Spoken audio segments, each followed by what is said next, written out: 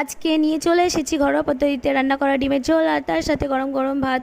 তো বন্ধুরা, কার কার জিভে জল চলে আসছে কমেন্ট করে জানিও কিন্তু। তো চলো ভিডিওটি স্টার্ট করা যাক। এখানে নিয়ে নিয়েছি 6টি ডিম।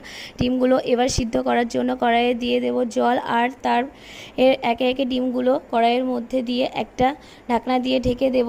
এদিকে আলুগুলোর খোসা ছাড়িয়ে নিচ্ছি। খোসা ছাড়ানো হয়ে গেলে আলুগুলোকে ডুম ডুম করে কেটে নেব। এই যে আমাদের আলু কাটা কমপ্লিট। এরপর আলুগুলোকে ভালো করে ধুয়ে নেব। আর এদিকে দেখো মশলা করা হচ্ছে। প্রথমে জিরে বেটে নিচ্ছি, এরপর একে একে সব মশলাই বেটে নেব।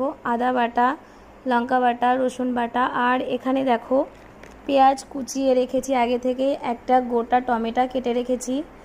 আমাদের ডিম সিদ্ধ হয়ে গেছে, আর এদিকে দেখো ডিমের খোসাও ছাড়ানো হয়ে গেছে।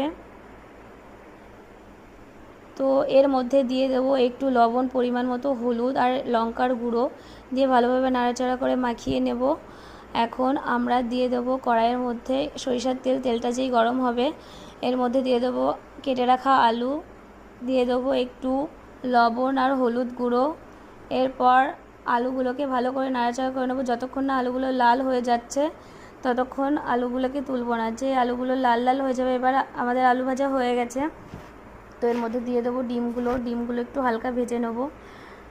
ডিমও ভাজা হয়ে গেছে। ফোড়নে দিয়ে দিচ্ছি লবঙ্গ, এলাচ, দারচিনি আর তেজপাতা। এরপর কেটে রাখা পেঁয়াজগুলো দিয়ে দিচ্ছি। ভালোভাবে নাড়াচাড়া করে নেব। যখনই পেঁয়াজটা লাল লাল ভাজা হয়ে যাবে তখনই দিয়ে দেব কেটে রাখা টমেটো, আর এর মধ্যে দিয়ে দেব বেটে রাখা আদা বাটা, রসুন বাটা, লঙ্কা বাটা, আর দিয়ে দেব স্বাদ মতো লবণ, পরিমাণ মতো হলুদ গুঁড়ো, আর কালার আসার জন্য কাশ্মীরি লঙ্কার গুঁড়ো।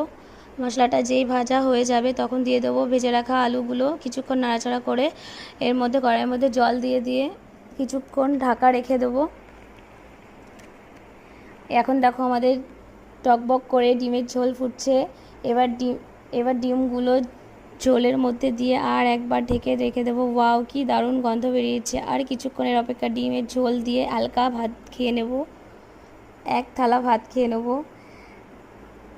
আর একটা জিনিস তো দিতেই ভুলে গেছি, ধনিয়া পাতা না দিলে কি চলে। এ দেখো প্লেটে